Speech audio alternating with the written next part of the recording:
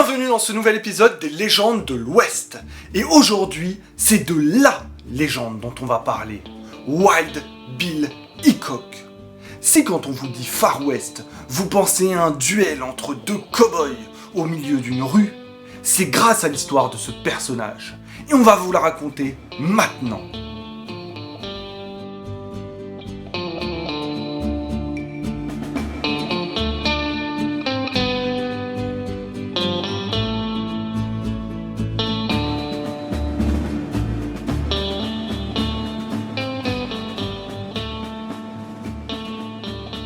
James Butler Hickok est né en mai 1837 à Homer dans l'Illinois, ville qui s'appelle désormais Troy Grove. Une famille de 6 enfants, élevés dans la croyance en l'église baptiste. Son père était un fermier abolitionniste, pour la fin de l'esclavage des Noirs. Il aidera de nombreux esclaves venus du sud en les cachant dans sa cave et leur permettra de fuir au nord. Le jeune Bill se montre à l'aise au tir. C'est d'ailleurs lui qui part à la chasse. Il se fait rapidement une petite réputation. Son père meurt en 1852 et Bill décide de partir à l'aventure. Il est d'abord convoyeur mais se fait renvoyer. Il faut dire que Bill a le sang chaud et quand son employeur maltraite les chevaux, il le balance dans le canal. En 1856, il part pour le Kansas où règne une féroce rivalité. Je dirais même plus, une guérilla. D'un côté les Borders, pro-esclavagistes, et de l'autre le Parti du sol libre, abolitionniste. Du fait de son éducation, Bill rejoint ces derniers et se bat à leur côté. Une sorte de préquel à la guerre de sécession qui va arriver. En 1858, à 21 ans, il devient marshal de Monticello dans le Kansas.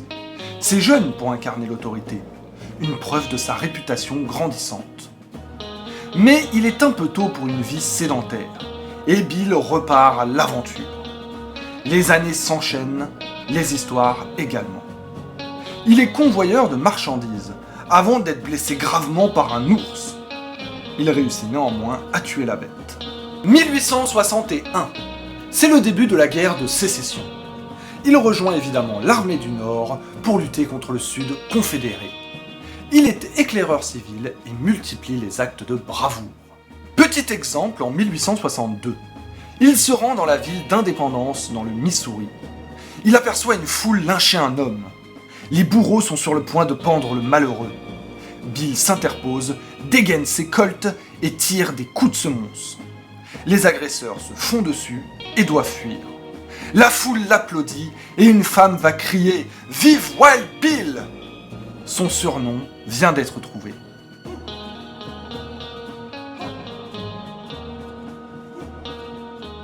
La guerre se termine en 1865. Wild Bill Hickok s'est signalé par de nombreux exploits. Il est vraiment devenu une célébrité. Mais de la célébrité à la légende, il y a un pas. Et ce pas est franchi en 1865. Un événement va faire date dans la vie de Wild Bill. Et cet événement va considérablement influencer notre image du Far West américain. Nous sommes à Springfield, dans le Missouri. Wild Bill vient de s'arrêter pour manger et boire un coup. Il reconnaît un certain Davis Tutt, ancien confédéré et donc ennemi durant la guerre. La tension est palpable et l'affrontement est inévitable. Le 21 juillet 1865 restera la date d'un duel mythique. Les deux hommes sont au milieu de la rue. Ils se font face, chacun la main sur son revolver. On n'entend plus un bruit, juste le son d'un harmonica. Ils tirent en même temps. Tutt rate sa cible, Wild Bill touche et tue son adversaire. Ce duel est devenu légendaire et deviendra un archétype de cette formidable épopée qu'a été la conquête de l'Ouest. Il officie ensuite à Fort Riley dans le Nebraska, sous les ordres du redoutable général William Sherman. Wild Bill est éclaireur et rencontre à cette occasion le jeune William Cody, qui se fera connaître plus tard sous le nom de Buffalo Bill. En 1871, il devient à nouveau marshal dans la ville d'Abilene, au Kansas. 5000 citoyens turbulents et un grand nombre de desperados à gérer pour le Wild Bill, aidé de seulement 3 assistants. Les fusillades sont régulières et l'une d'elles va traumatiser notre Marshall. Il va malheureusement tuer son ami et adjoint Mike Williams, par erreur bien sûr, au cours d'un échange de tirs avec des bandits. Wild Bill ne s'en remettra jamais. Il quitte ses fonctions et la ville dès le lendemain. Il rejoint son ami Buffalo Bill dans son fameux spectacle itinérant. Mais Wild Bill est devenu alcoolique. Et lors d'une représentation, il tire dans le décor pour tromper l'ennui. En 1873, il repart à l'aventure, tombe amoureux, se marie et part chercher de l'or dans le Dakota du Sud. La mort de Wild Bill Hickok fait partie de sa légende. Nous sommes le 2 août 1876.